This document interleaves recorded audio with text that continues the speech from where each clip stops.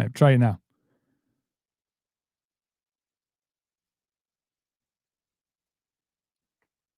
This is the magic of live TV, people.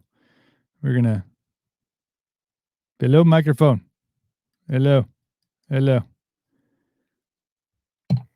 There we go. Good. I hear things beeping. I hear things clicking. Cool. See, this is the magic that happens when you're live. Yeah, right. How you doing, sir? Good, man. You cannot complain. You know, we were talking about before we went live here that it's just the 13th week of or 13th month of 2020. Ain't that the truth, man? It's never ending. It was great. I mean, not great. I shouldn't say great because that's antagonistic. But, everybody was so like, man, 2020 in the rearview mirror. Can't wait for New Year's. That was the big hoopla, even though there was no big hooplas for the New Year's celebration. It was like, finally, 2020 is out of the way. And then 2021 hit, and it was like a shit show. It's like I don't know what people expected to happen. It's like every year the only thing that changes is the year. It's like the last number on the calendar. Like I don't know what they expected to happen, but here we are. Yeah, there was going to be miracle cures were going to come out. Everything was going to open back up. We were going to be in some sort of utopia. Yeah, it's like 2020 didn't happen. Yeah, that's what it's still happening. Yes. But the owner, operator, and boss man, CEO of Nutrition Junction, rocking that Nutrition Junction hoodie right there, like that, boss gear. So lots of things to talk to you about as far as entrepreneurship and getting into to being a business owner. Obviously, it's something that you and I have chatted about. My path, your path, and ways to get from point A to point B for, I would say, young entrepreneurs, but I think anybody, especially now, who's either maybe working reduced hours or is really sick of the conditions that they have to work in, whether they're like, I really liked working from home for the first month and then it sucked, and they're looking for a different path. So we'll talk about some different outlets, but you're also a veteran. You're still in, aren't you? You're still good old National Guard. So National Guard. Man, I know that you've first off, thank you for your service. And I know that there's been in this year tumultuous times. You're hailing from Minneapolis, Minnesota. Obviously, that was an epicenter for some tough times there over the course of the summer.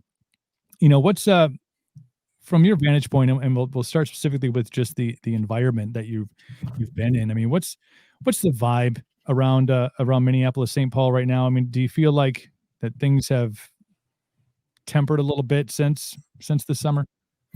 Yeah, I don't think it's as I don't want to say intense, but during the summertime, it was nuts. So I grew up where the whole George Floyd thing happened. I grew up probably 2-3 miles from there. So I didn't live far. And when I grew up there, I didn't think it was bad because it's where I grew up. So then once I grew up and I moved to the Edina, Southwest Minneapolis area, people talked so much crap about it in high school. They're like, oh, South Minneapolis. I'm like, hey, man, like, I don't know. What are you trying to say here? So there's that. And it's never been a super good area. It's always been, I don't want to say super crime ridden, but now it's like closer to Gotham City and Batman. It's not that crazy, but if I were to compare it to something, it's right. That like you go on the local news channels, there's something happening every day. Cars flipping over other cars and it's people's driveways, shootings. So it's definitely a lot more crime ridden since then. But as far as like the tension, I don't think it's as bad. But of course, with everything that happened, it's still there. So right.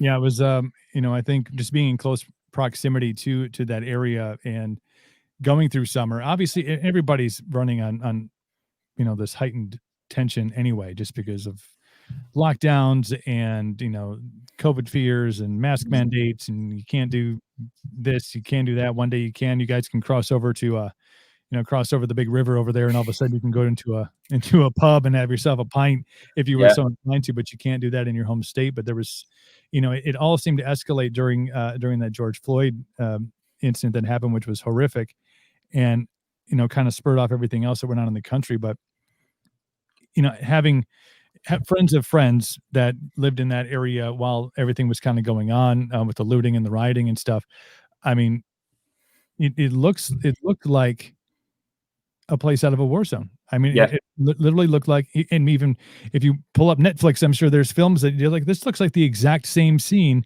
that I saw in Minneapolis, Yeah.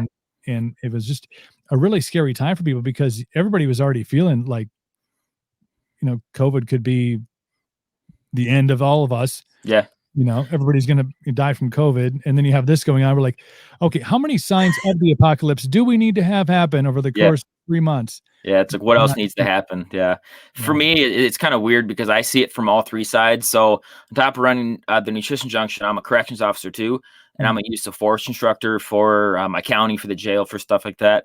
So I saw it from that side. I saw it from the civilian side and from the military side. So that whole situation, I'm just like, fuck.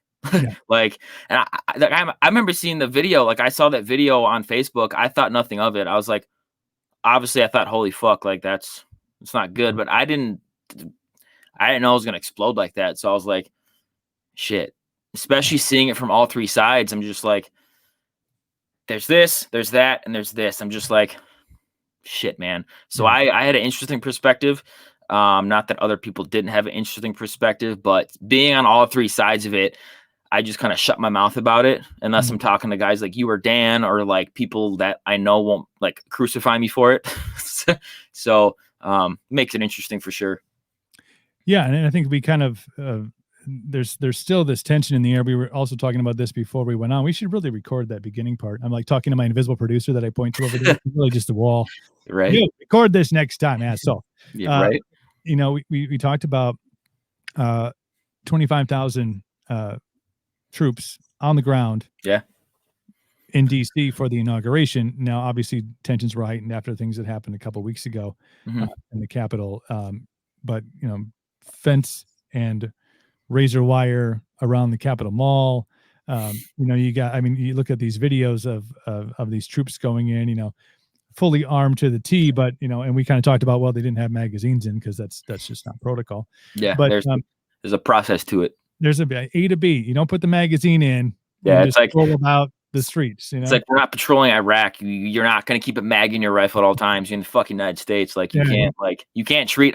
They're not the same. So shoot yourself in the foot and something like that.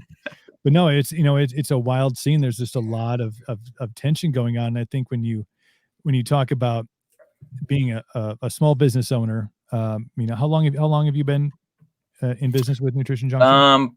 Close to a year and a half since October of 2019. So really, in infancy, a company in its infancy, and you look at, the strains that are out there economically and socially and politically, it's a very tense time. And when you go back to, kind of the start of when the whole COVID pandemic, I want to say officially started, because who knows? Yeah. But when things kind of started to get shut down between Wisconsin and Minnesota, I know that was early to mid March for both of us when they kind of started to close things down.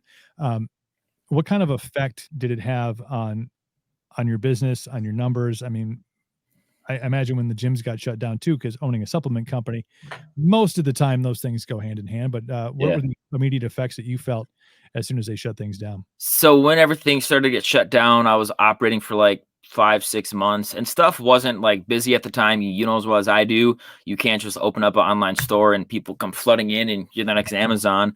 So numbers weren't awesome, but I was still growing in some way, shape, or form each month. And then that happened. I remember I was talking to buddies at work. Like they're like, "Oh, my gym's shutting down." I was like, "Mine's not. That sucks." And then, of course, everything shut down. I was like, "Fuck."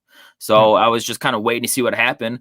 The first couple of days, weeks, it was still fine, but I think April was the first full month everything took an effect, and that was like a super low month. Obviously, my overhead super low, so I wasn't hurting super terribly, but numbers were low because everybody was spending scared. They are like, we're only spending money on the essentials, apparently buying thousands of rolls of toilet paper at the time.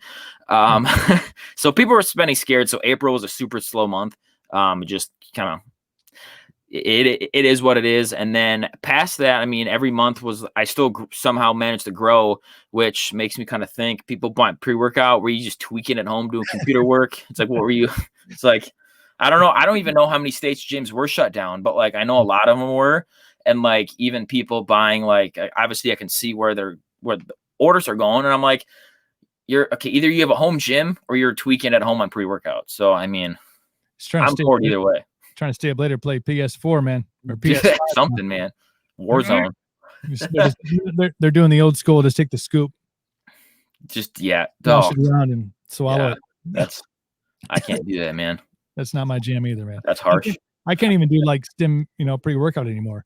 Really? I don't know. It's because I'm old or something. But Yeah. I'm just gonna do this. Do some oxide, some nitrous oxide, some beet juice or something, and Yeah. going a little bit. Good old blood flow, man. Can't beat it.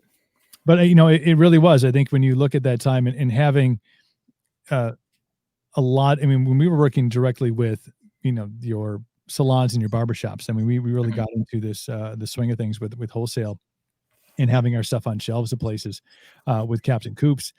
And we were really excited about where we were and the trajectory we were going out. We were planning on expanding our radius of where we could deliver to and really making some great relationships with our barbershops and salons, because we weren't going to like sport clips. Okay. We're going to entrepreneurs who started their own business, and maybe they're renting out chairs in a building, and knowing those guys are busting their ass, and gals are busting their ass every day to make it work. So working on those relationships. And then when they got shut down, and I mean, it was like our numbers fell off a cliff. And obviously we still did, some semi-decent online stuff, but we made kind of a turn in the early part of 2020 that was like, wow, we can really do some, I think, some more explosive work if we're working in this wholesale arena.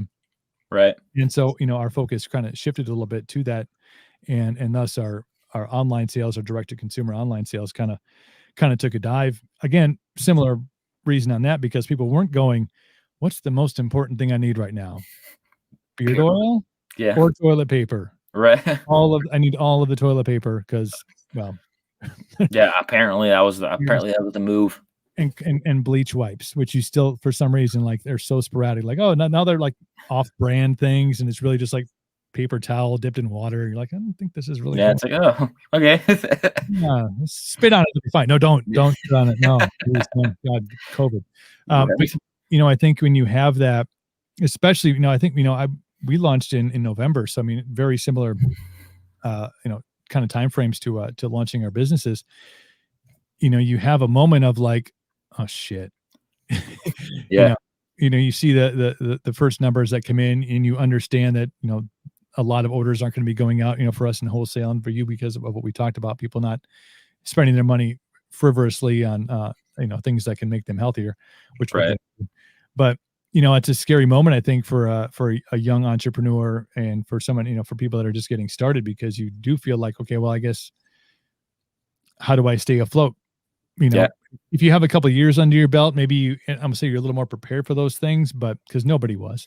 Right. But the definition of an essential business, does that make it easier to survive? It was a very complex, couple of months there. But what do you think? Because I know you stay after it with your marketing, and you stay after it with it really being a kind of a one-on-one contact person through your social media sites and stuff. What do you attribute the being able to kind of, I'm gonna say, ride the wave, but stay afloat in the ocean that is and was COVID? I think a lot of it comes to like transparency and like showing your face to your customers, because like there's a lot of these e-commerce platforms, especially nowadays, with like just spam Instagram accounts, and my main social media is Instagram because stories and people just the most interaction for me. I think transparency was the most of it. Like if you, everybody struggled in some way, shape, or form during COVID. Like I don't really, even if somebody says they didn't struggle, it's fake, because they did struggle in some way, shape, or form. Even if that's not super bad, like they lost their job, lost their business, you struggled in some way. So I think just not putting on like a happy face, and like my quote that Rob Bailey says is, I only have good days. Even if your days suck so bad, you can pull something good from it, but days still suck. So I think just putting out the transparency to customers, like shit sucks right now, but hey, like if you need help, I got you. Like, let me know how I can help, which is, which I guess helped me. I just one day on stories, I asked how I can help, and people thought that was so cool. It's like, well, like, why is this? Why are people so shocked? There's something wrong where people are so shocked that I'm asking them how can help them. Right. They're shocked at that. I'm like, that's something's wrong here. I was like, people should be shocked by that. So, yeah, a lot of it's just transparency and putting your face on the brand. Like, people know your face. People want to buy from people don't want to buy from a faceless brand. Right. So, And I think that's, when you talked about people being like shocked that you were engaging with them in a one-on-one, arena. I think because people aren't really necessarily used to that. There are a lot of faceless brands out there. yeah, There's a lot of blind buying. I think you have a lot of habitual purchasing. I just, if I'm going to buy this, I always get this because it's always the way it has been, or it's convenient, or I don't know any better. I don't have time to do the research. right. So they blindly go in and they make these purchases.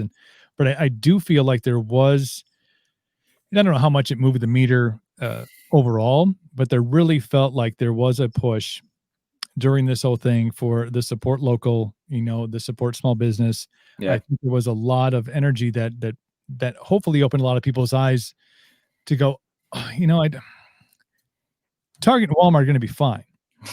Yeah. I mean, they're going to get they're going to get bailed out. I mean, like, what? You got a PPP loan, Target? Like, you're good? Yeah. How much money? Excuse me? How many millions? Okay, good. You're going to be okay. You're going Yeah. to make it. Okay, good. But Yeah.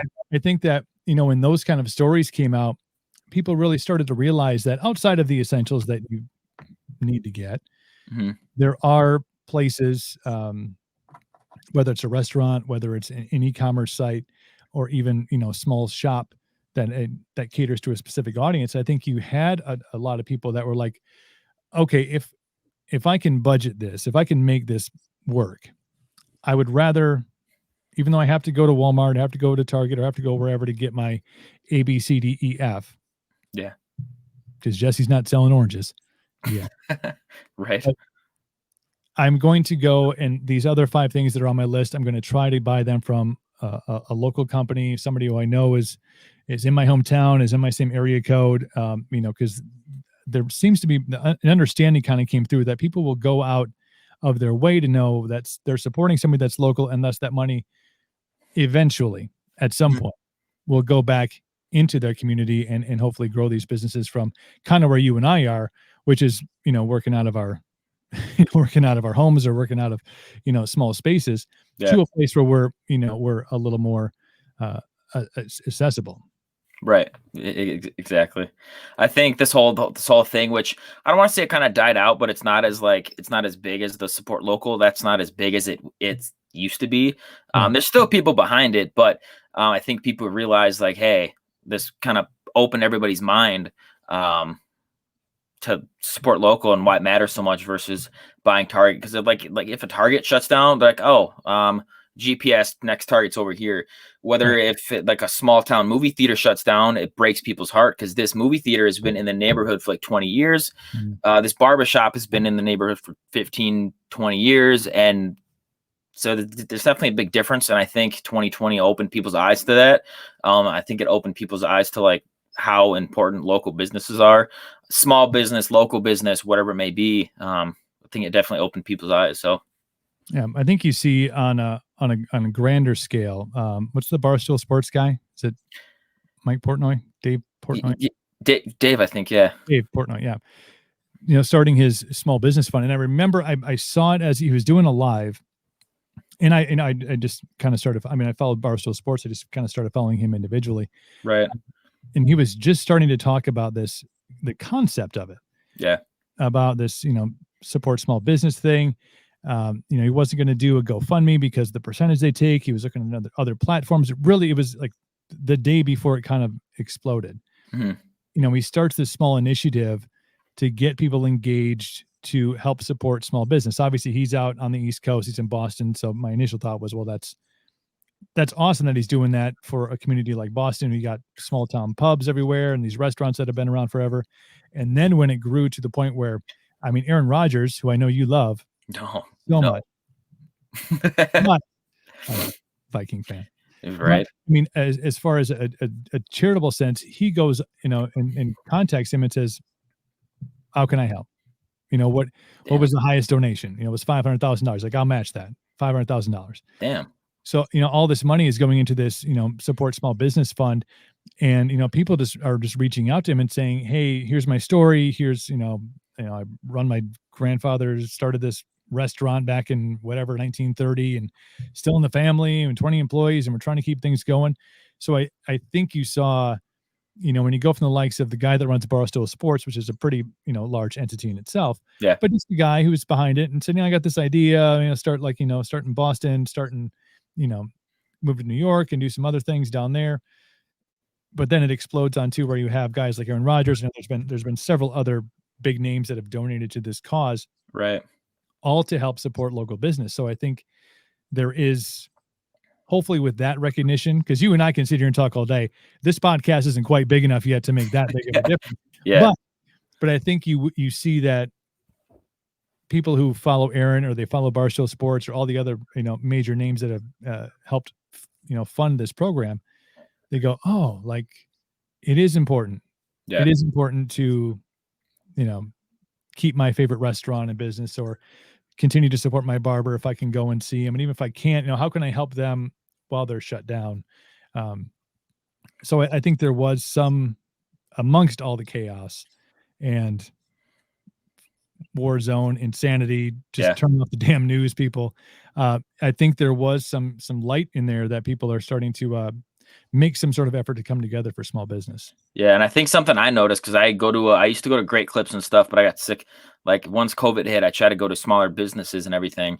And like what people don't realize is that business, like the smaller business, like I've noticed smaller barbershops kick Great Clips ass. Like they kick Right. all these other big businesses as far as the quality of work, because these people running their business actually care.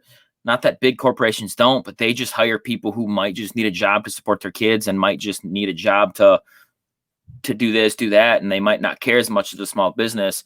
So if you're supporting a small business, most times it's better work, better everything in my experience. So Yeah, I mean, I've ordered products from you before, and I gave you my list of things I need before we started here today. I'm like, "Oh shit, turmeric. Oh, it's running low on turmeric. Some right. things with black pepper. It's good." Um, but there's something about the fact that my first time I placed an order with you, and it was here the next day. Yeah. I mean, that's knowing that you're not just sitting at home waiting for orders to come through. You have other jobs, you have other things that are going on. Yeah. There was probably a Friday the 13th marathon and you were, distracted or something. But the fact that, you, small business owner, went, "Oop, order came in," and then went and proceeded to fill that order and get it out within, I mean, you probably got it out that same day because it got to Yeah. my house the next day. Mhm. I mean, I think when you see those kind of things, those little attentions to detail, you go, "Oh, this is the difference between dealing with XYZ major company and dealing with Yeah. somebody who's really passionate about what they're doing and is driven to succeed." Yeah, because what a lot of people do, a lot of companies, even in my space and just companies, period, it's like once people, a lot of people don't know this, but once they get that, like your order is shipped, that only means they printed the label. So some Mhm. companies, this is where transparency comes into play. I've advertised same day shipping, which is not like just you won't only get your tracking the same day. It'll be at the post office or UPS the same day. Mhm. A lot of companies let their pallets fill up and they just send you that email saying it's shipped the same day, but it's still sitting in their warehouse, and you wonder why it takes 2 weeks to get to you because they wait and it's just a kind of a stupid mind game, which I didn't know that was a thing before I started my company. I was like, companies actually do that? Like, I Yeah. was like, that's kind of shitty, man. So that's my thing. Luckily for me, it works out well where I still, of course, have a full-time job. I work overnights at the jail. So I advertise like if an order is in by 4:45, I drop it off same day. Mhm. And then I start my shift at the jail at 6. Post office closes at 5:30, so I leave a little bit early for work, drop it off at the post office, go to work. So kind of works out perfectly. I think there's a lot to be said about, that kind of commitment, to your brand, to your product, to what you're trying to Hmm. eventually make this your gig. Yeah. Like this is obviously what you want to do as as a full-time profession. Right. Not, I mean, and kudos to you for all the other the jobs that you undertake. But if you're into this game, this is something that, the long game is, Yeah. this is what you want to do. Yeah. Like, there's a lot of people that hit me up like, I want to do this, but I have no money. I'm like, well, you better get ready to work a full-time job. And Right. that's why I'm still overnights. It kind of, Dan he says overnights. What is it? Overnights a carcinogen. So it's like not good, which is obvious, but it's like, if you want to do something so bad, you better be prepared to like struggle in some way, shape, or form until you get to your end goal. So, yeah, I mean, I had to do the same thing. I mean, I was, I think when I went in, blindly starting a new business, I'm like, well, this is what I'm going to do. This is going to be my thing. And I'm going to commit all my time to it. Yeah. And the money will come. Well, within time, but yeah, it's a time game. But and there was some success early on that I was like, oh, cool, we can reinvest in the company. We're still staying, where we need to be as far as, our trajectory for the year. The bottom falls out in March of 2020. And, I got to a point where I was like, this can't be a full-time thing right now. I will devote as much time as I can. You get it. You get done with work at whatever time in the morning or in the afternoon or between all your jobs and all the other things that are going on. Mm-hmm. Like, I got to get a post out. If you got a new product that is coming in, you got to get that, make sure that's highlighted, or, this was sold out, but it's coming back in. I mean, you got to be on top of all these things, and that has to come in your spare time. Right. And your spare time is, it's not really spare time. It's just time you're working on your passion. But yeah, I had to take a job doing, I'm gonna say grunt work, but I was, I'm cutting trees down and cleaning shit and doing things that I would never have considered after 20 years in radio. Like, I'm thankful for people that do that, but that just isn't my jam. Right. But in order to make, this podcast grow to where I want it to grow to, my vision for this, and also to have my beard company grow from where it is now to where I want it to be, and create a self-sustaining, environment where I can kind of operate without my oversight. Yeah. Somehow, some way, in the midst of all that, bills apparently have to be paid. Yeah. I don't know. They even as forgiving as they are during COVID. Yeah. I feel like it's kind of like music, where like these bands have been like, this band A have been touring for 10 years, and then something happens, and then all of a sudden they hit it quote unquote big. And a lot of people, they're like, what do you mean you've been around for 10 years? I'm just hearing about you, and they blow up. I feel like a business is kind of like that, where it might take some people 3 years, 4 years, 5 years, might even take longer. Just depends how long you want to stick with it and actually do side gigs to make it work. So can't all be Taylor Swift and just buy your way to the top. Right? That'd be nice. Oh, I'm gonna probably get flagged on Facebook for saying that. All the people are going to come out and start talking mad shit.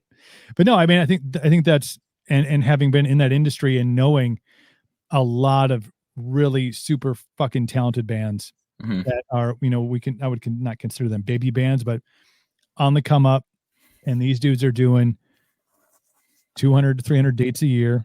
They're playing they're coming through a market like our size and doing a Tuesday night gig to get to their Thursday, Friday, which is maybe in a bigger market like Minneapolis, St. Paul. Then they're going to Fargo. They're in a Sprinter van or in a RV.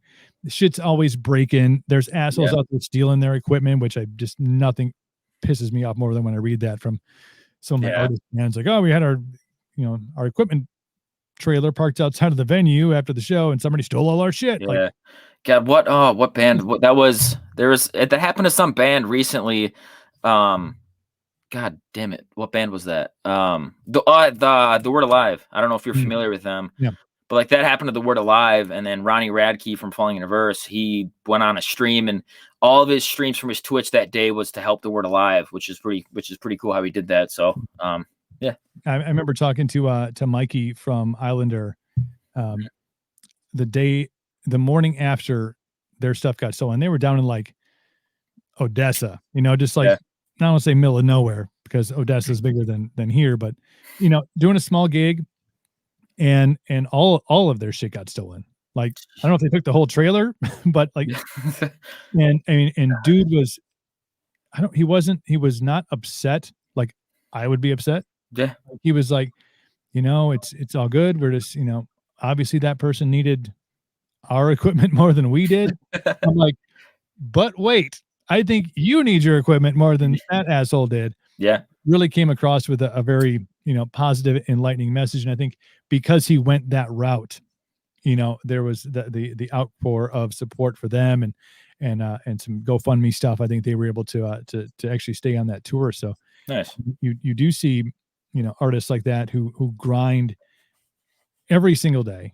And when they're not, doing a show, doing a gig, they have a random off day. It's like park at the Walmart parking lot so we can stock up on supplies for the next run Mhm.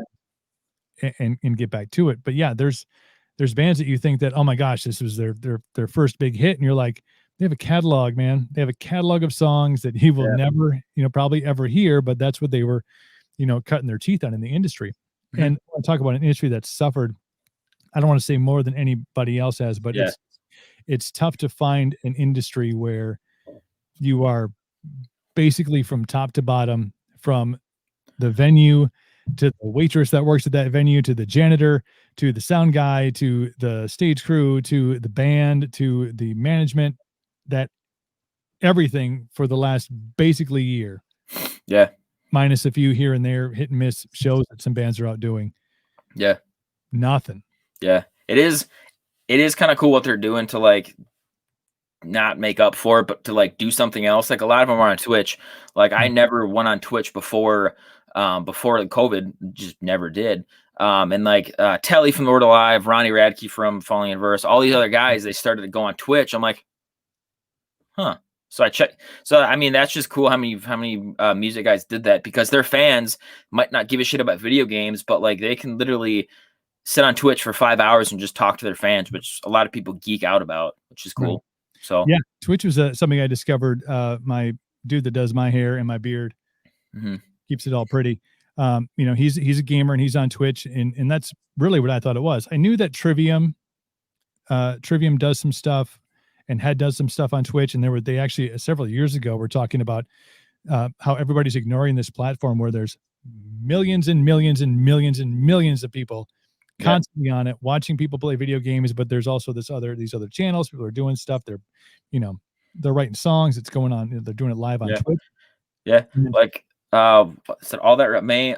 The yeah, lead singer of All That Remains, he goes and plays songs on there. Phil's It's, on there all the time. yeah, and same with Neil from A Day to Remember, which is like one Mm. of my favorite bands. Like he goes on there and just jams out. I was like, this is fucking cool. Holy shit. It's So such, it's such a cool platform that I discovered again through D Price, who's going to be on the show next week. nice. And he was like, "There's really an audience here, especially during COVID, because this is really where I took the podcast from being an audio only thing Yeah, to being live streamed." And it started on Twitch, and now just using a different back end platform, we're able to be on Facebook and to be on our YouTube channel as well. But you go in there and you start searching for people that you would never think would be on a what is labeled as a video game yeah, streaming service. right. There's people on there in the just chatting and podcast section Yeah, that are just talking for hours about random shit, and they yeah. have like 25,000 people watching. I'm like, this is where we need to be. We need to How? be in here. Yeah. Yeah. There's But always guys like me where I was living alone for so many years. It's like I literally like when it's super quiet, I would turn something super random, and it makes me think like, dude, I wish I was on Twitch years ago when like I needed just some sound and like all this Right. other stuff I could discover. I wish I knew that back then, but here we are. I just now Yeah. found out about it like 8 months ago. Super cool platform. Welcome to it. If you're watching on Twitch, hi, thank you. At No Limit Cooper. Jesse's on there too. Go follow him. Yes. But no, I think you do see a lot of innovation, and I guess this would go even into entrepreneurs and small business owners in ways that during all of this, when people's attentions are not as focused on other things as they typically would be, where artists have done a lot of they're streaming some live concerts. Hmm. Um, I think a lot of them started doing it just for free. It was really kind of a cool when it first started. It was kind of a cool glimpse into an artist that you see on a big stage doing their thing and the energy of a crowd, and whether they have pyro, whether they have all the shit going on, Right. you're like, wow, this person's like a fucking rock star. And then you get to see them in the stripped down version, just like jamming on Twitch Yeah. feeding it through Zoom. So they have like all the members are in there and they're doing songs together. Really kind of a cool, different perspective on that. Yeah. I think they, some artists in different genres jumped on and said, this is great. I love it. How can we monetize this? Because, mm, Yeah. mm, Yeah. this Yeah. is great, but I would like to be able to pay for my internet service to be on so we Yeah. can continue to Yeah. do this. I don't know who the first band to do it was, but I know countless bands have done it where it's like a virtual concert, which is a fucking fantastic idea. Yeah, there's countless bands that did it. But once I heard about that, I was like, a ticket virtual to, huh. Yeah. So it's just kind of cool to see how these music guys adapted and kind of like they probably, again, a lot of people got hit hard, but where the music industry got just fucking bitch slapped. It's Yeah. like, so it's I cool to remember, see what they do to kind yeah, of adapt. it was cool. I think the first one I watched was Dropkick Murphys always does a show in Boston on St. Patty's Day. Yeah. And everything in St. Patty's Day was shut down in the city of Boston, Fuck. which was like, Yeah. I mean, it was shut down in Ireland too. So I mean, like, I'm surprised the world didn't fucking end then. Like, that should have been the Yeah. moment. Like, oh well, turn the lights off and make sure you tip your waitress on the way out. Yeah, pretty much. They did, and it was the first one I remember seeing where it was a real stage, live show, no audience, and it was super cool and it was super fucking weird at the same time because Yeah. if you've seen Dropkick live, they're bouncing around, they're in your, and they're still trying to do that, but then you always have that ambiance noise of the crowd and them singing along and the hi, hi, and it was just nothing. And they get done Yeah. playing a song. Usually when the crowd erupts, it was like, the camera guys in the back, like it's like one guy clapping. Yeah. Just weird. But it was cool that they found ways to still bring, get that talent out and be able to bring it to their fans. I thought that was Yeah. super innovative. And I think, businesses have to be that way too. You had to pivot during all this. And if you didn't, You're probably not alive. That was intense. Probably not. no, Probably you not never around, know. and your business probably just tanked. Yeah, I mean the amount, and I had Dr. Jay LaGuardia on, great podcast. If anybody missed that one, it's up on our podcast, on all the channels of our podcast, and then the video is still up on Twitch and on YouTube and still on Facebook. But he was talking, he had actual numbers because he's a research guy, but he's like the amount of businesses that first shut down because of COVID, and then the percentage of those that will never ever reopen, and it's like it's a staggering number across the country when you think about all the places. I mean, even some big chain stuff. I mean, here we had the friggin' Who Hot, like it was like 3 weeks in, they're like, we're out, see you later, we're not coming back, dude, so sorry. Yeah, it So sucks. you, even from from mom and pop shops that just couldn't survive this, to longtime restaurants and even some major chain stuff just not coming back. So that's a huge challenge. I think some of those times you can tell the businesses probably didn't make that effort to go, okay, well, if we can't do this, how can we still perform what we need to do? Yeah. And whether for a restaurant that's curbside delivery, curbside pickup, there was a ton of places around here that never ever delivered. They didn't do the Grubhub, they didn't do any of those apps. They were like, no, if you want our food, you will come in and you will eat here. Yeah. Some of them did jump on board with the the Grubhubs or the Eat Streets or all the DoorDash, all that stuff. Those apps Right. are friggin' genius. Should have been done a million years ago. Right. But some of them just said, okay, since we can't do indoor dining, okay, you who used to be our bus boy is now going to be the guy who lays out the trays, and you who's our wait staff is now going to actually deliver our food to the customers who ordered. They set up their own online ordering system and did it all on their own. And even though they're open now, because Wisconsin has, I think I don't know what the cap is, but all you have to do, I think, right now is have the social distancing. So, every other table, they have to pull some tables out, and you can't sit around a full bar some places. Not saying some all. But that's the kind of, business mindset where you go in and say, here's the challenge that's lying before us. We still want to stay open. As the owner, I still want to keep all of you employed. And you may not like going from waitressing to delivery driver, but We're going to try to keep you getting paid, and Right. we're gonna try to keep our doors open once the whole thing blows over. So that's Yeah. innovation during all this. Yeah, I think in the supplement industry and other industries, companies did like one of three things. They either just laid down and like died. They did ingenuine things. Like a big thing when COVID hit was like these brands that only had pre-workout and all this like fancy stuff, like not the essentials, like your vitamins, minerals that you should have in the first place. A lot of these brands came out with these immunity products. I'm like, you piece of crap. Like you never cared. It's like you never cared about overall health before, but it Right. takes a pandemic and you are now charging all this money for this product. And it's like super ingenuine. And I don't know, but it is impressive how a lot of brands adapted. Yeah. But again, there's some companies that just went super ingenuine. It's like, we're gamers now. It's like, you never, what? It's like, Wait a minute. you never did this before. Now it's Do you, gaming. Yeah, it's crazy. for you, I mean, going back to, to pre-October of 2019, before you got into, to the supplement industry, what was it that, of all the things that obviously you have an entrepreneur mindset, a lot of things you post, which by the way, everybody follow Jesse Westover on the Insta and at the Nutrition Junction on Instagram as well. There's a lot of great content that comes out there, not just supplement related, but a lot of great motivational stuff on there as well. But what for you made you decide that this was the avenue that supplements was going to be, where you're going to take that creativity, we're going to take that entrepreneurial mindset and make it a business of your own? So when I was 18, I started to work at a local GNC in Minneapolis here. And I loved the supplement industry because in high school, I lost a ton of weight and I was on the football team and all these guys started talking about creatine. I was like, what the fuck is this? Mm. At the time I had no job. So my mom had to buy it for me. And for her to buy it for me, I had to tell her what it was. So I did research on it. I was like, this is actually cool. So I got down that rabbit hole. Fast forward a couple of years, I ended up running a few GNCs on the corporate side and franchise side. And these managers and store owners wanted me to grow their stores, but they limited me so much. And they're like, we want you to grow our stores, but you can only do like this amount of stuff when the industry's doing this much. And they limited me so much. I was like, one day I said, fuck it, man. Like this sucks. Like you want me to grow your store, you want me to grow your business, but you limit me so much. So I said, fuck it. And I, of course, wanted to start my own retail store, but I didn't have like 50 grand to start it. So I just started e-commerce, which I knew nothing about.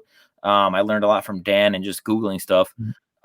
So e-commerce was the cheaper way to start, obviously, versus retail store. It's still the goal one day, but there's just certain things that other stores won't do or brands they won't touch.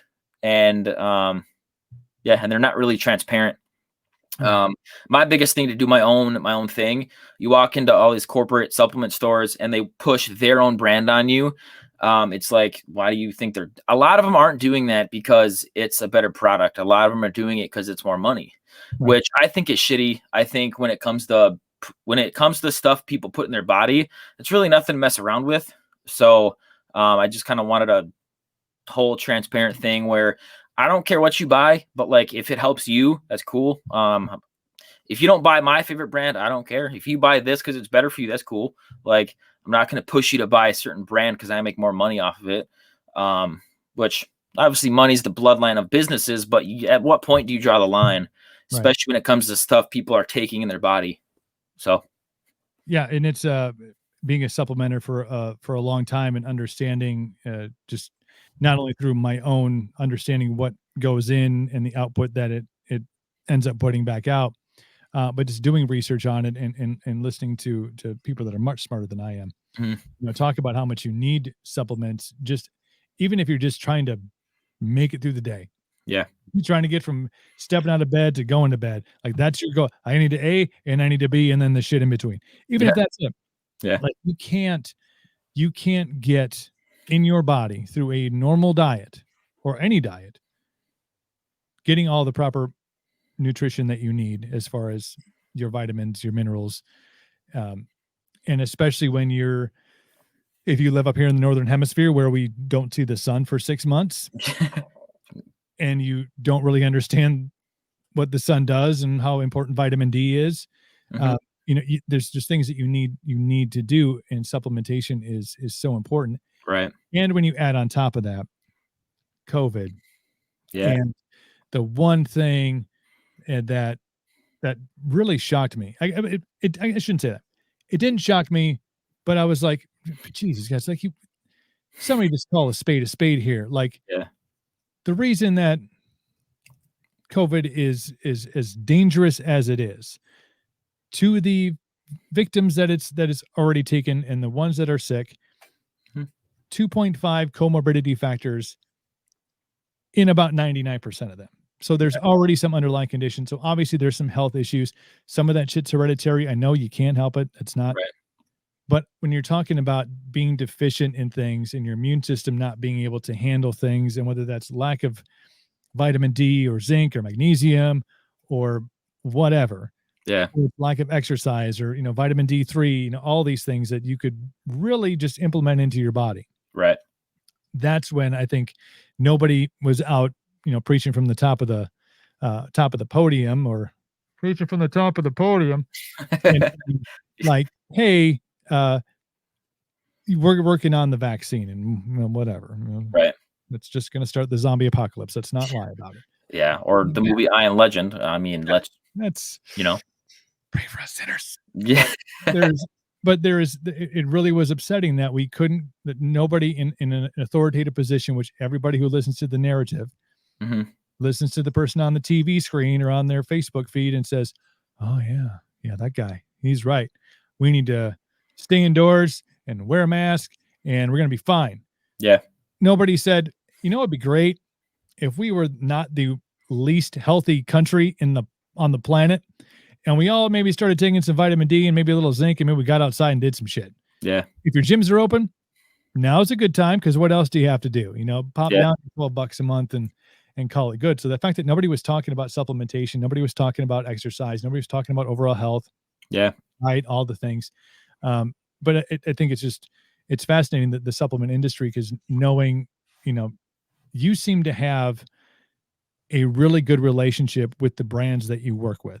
Yeah. It doesn't seem like you're pulling from like the bottom of the food chain. It seems like there's genuine companies that you're working with to bring out to bring your clients through Nutrition Junction the best products that are out there. Tell me about the relationship that you have between you and your suppliers.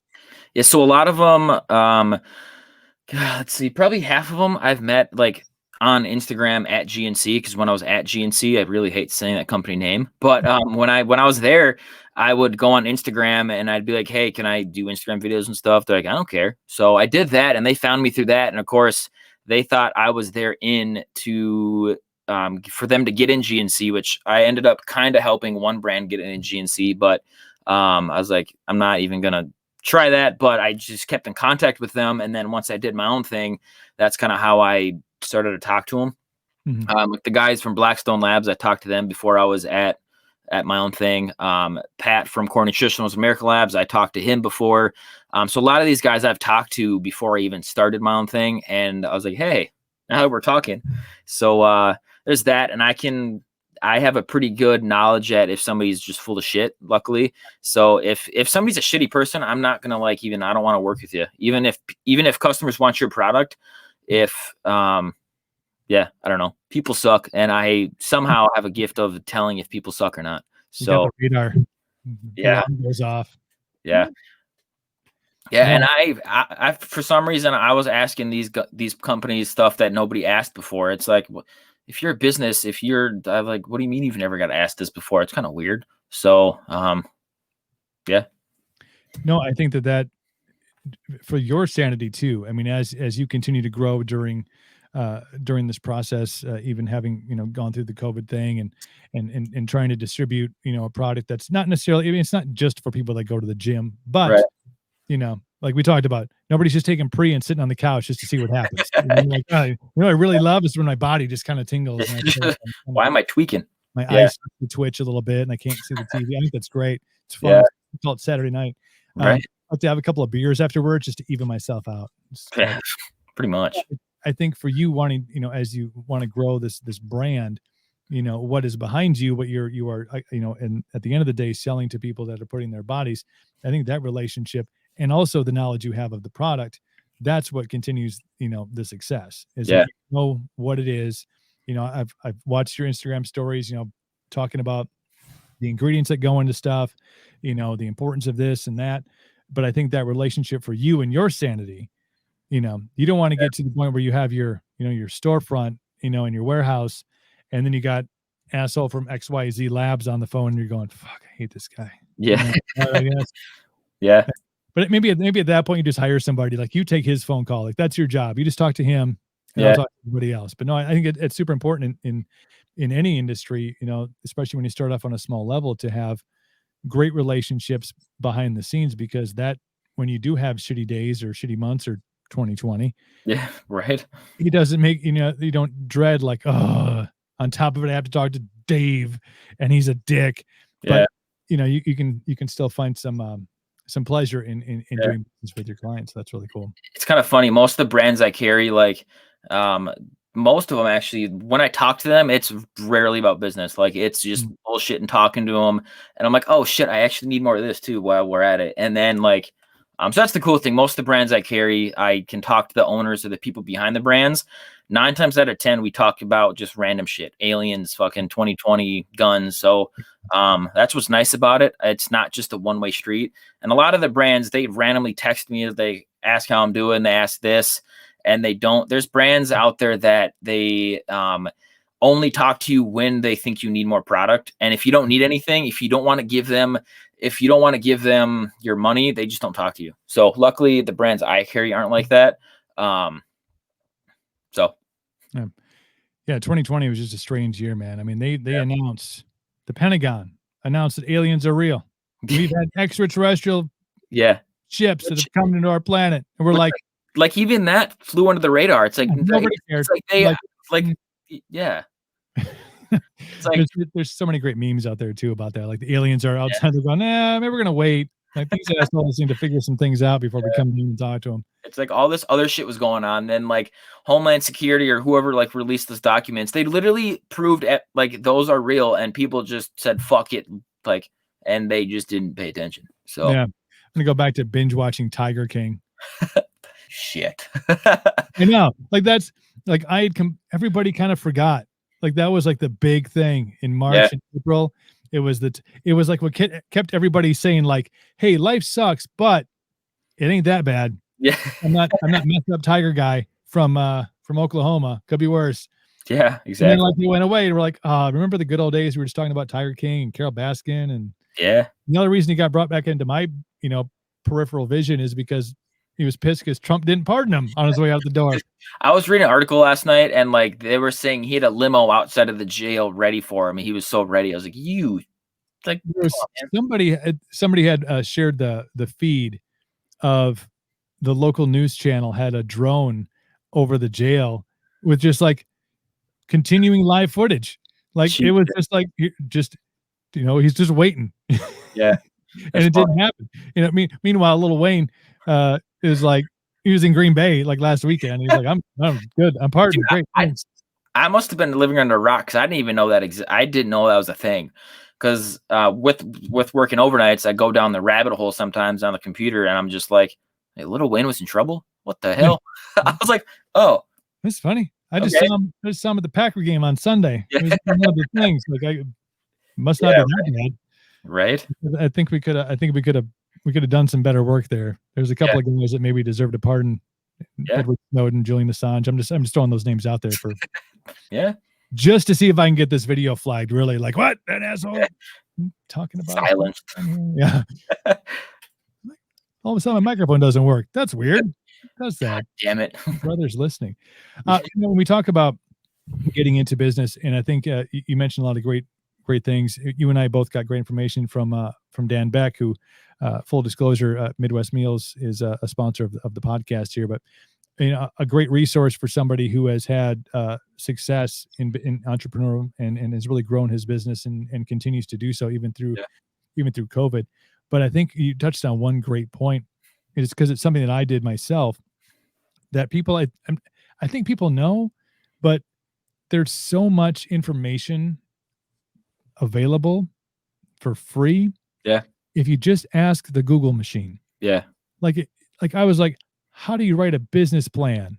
Yeah. And there was like 35 million results. Yeah. And yes, you do have to do some weeding out of, the ones that are like 45 minutes of a pitch, and then it's like 15 minutes and they're trying to sell you like, we'll write it for you for only 59. Like, hold up there, bro. Yeah. Hang on. There's so much great information about the silliest questions you can ask. If you there's something you want to start, you're interested in doing, you make bath bombs, and you're like, hey, it'd be really cool if I had my own, you know, place I could make bath bombs and I could, sell them to people. And you obviously have the talent, you know exactly how to make the bath bomb. Okay, Yeah. well, how do I get an LLC? Like, how do I Yeah. get my There's tax identification number? Like I don't know, I can't do it. Like the answers are out there, young yeah. Skywalker. Yeah, there's people like so like I put on my Instagram a lot, like if I can help you, let me know. But there's people that like obviously try to take advantage of it, and they're like, hey, I want to start this business. Can you help me? It's like, yeah, let me walk you through step A to Z and help you start your business for free. It's like, I don't Right. want to be a dick, but it's like to these people, I'm like, how do you think I started? Google is shit, man. Like, Right. it's like I'm not gonna hold your hand through it all. Like, I literally found most of my shit through Google because like I mean, it's out there. There's YouTube videos. I mean, I filed my trademark and got my trademark from a fucking YouTube video because I didn't want to pay a lawyer $1,000 to do it. So it's like the information's out there. Just look and stop being like lazy, expecting somebody to help Right. you. Obviously, there's some aspects I'll help them with, but I'm like, I'm not A to Z. Let me just help you start your business. Yeah. It's like, Because come on. I think if you're not going to do that, if you're not going to take I'm going to call them the simple steps, because there's a lot of things that are rather complex, and you do need to do your research on it. But if you're not Right. willing to like say, oh, I have this idea, can you just tell me how to do it? Well, come to me with an actual question. Yeah. Like, hey, I'm looking at this LLC thing. Is this really going to be for me? Like, how does it work for you? Like, in taxes, Yeah. like those kind of questions.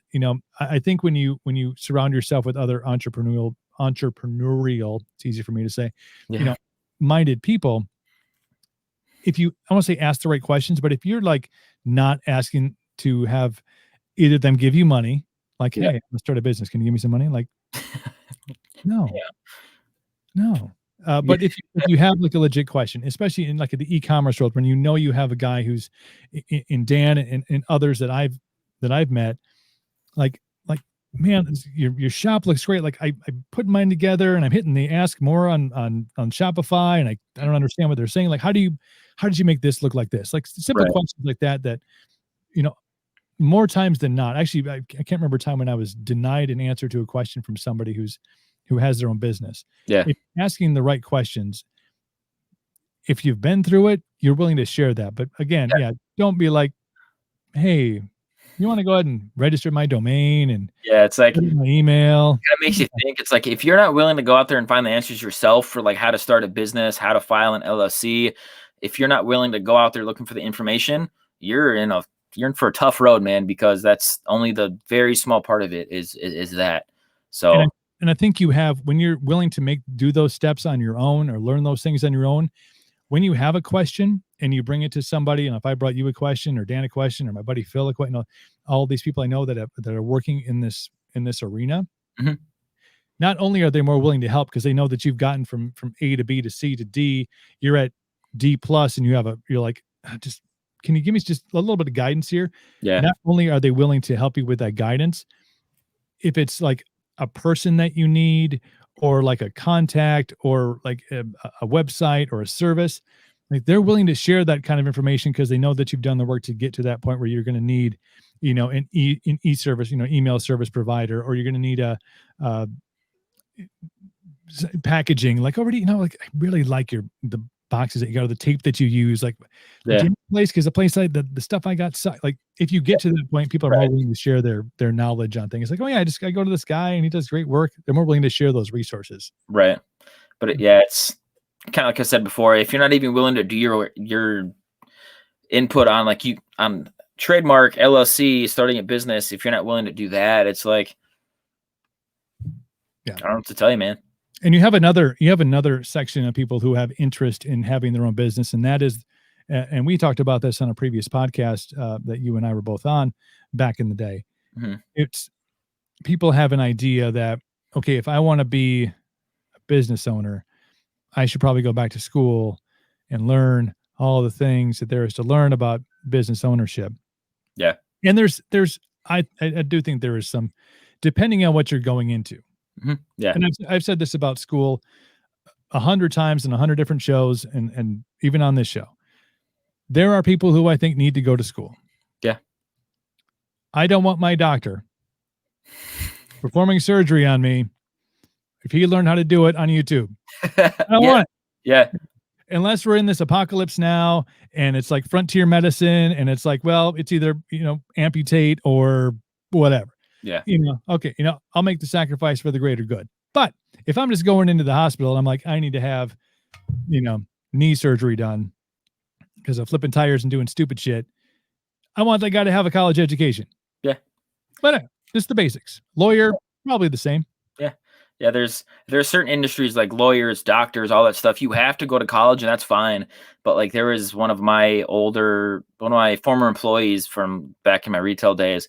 He's like, oh, I'm going to start a business. I just graduated with my entrepreneurship degree. I was like, what the fuck is that? I was like, wait, are you serious? Like, and there's people that like go to business school to start a business. I'm like,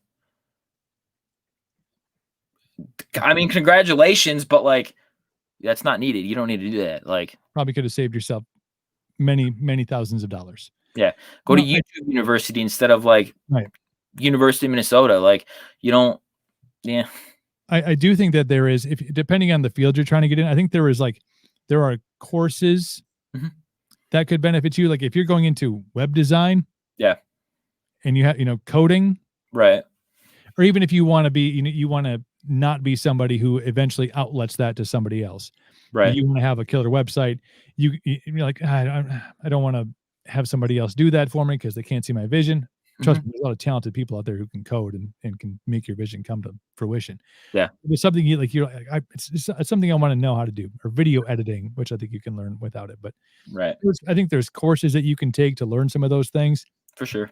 But going to full on, doing a 4-year, even a 2-year. Yeah. In the long run, probably the best way to get through obstacles that you have to face in business ownership is kind of just to face them head on. Like, well, this is going to suck. Now I need to figure out what I want to do.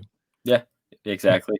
Yeah. There's some industries where like you want to be a nurse. Guess what? You're not going to be without a degree. So like that's kind of like a unavoidable thing. But if you want to start a business, like most of your learning is going to come from like fucking up, honestly. So yeah. Jesse Westover, Nutrition Junction, The Nutrition is the website. You can also find them, of course, on Instagram at The Nutrition Junction and at Jesse Westover. He is on there. I appreciate the time, man. And I wish we could talk more football, but right. The Vikings this year, man, did that thing again. Hey, trust me, I'm going through this weekend like, hey, didn't think we'd get this far. Yeah, right. But it's gonna be great games this weekend. Where else do people know how to follow you? I know most of the stuff you do is on Instagram. Is that correct? Yeah. So just Instagram is at Jesse Westover. That's where you can find me. Then the Nutrition Junction page is in my bio. So yeah. Click the link. Get yourself some turmeric. Yes. Zinc. Get that greens mix. Get the good stuff, man. Awesome, Jesse. I appreciate your time, brother. Take care of yourself. We'll chat soon, all right, man? Yeah, man. That is Jesse Westover from the Nutrition Junction. Check out the show notes if you're listening to the podcast, and you can get all of the information about linking up with Jesse right there. Thank you all for tuning in. To all who are watching on Facebook, on YouTube, and on Twitch, thank you so much.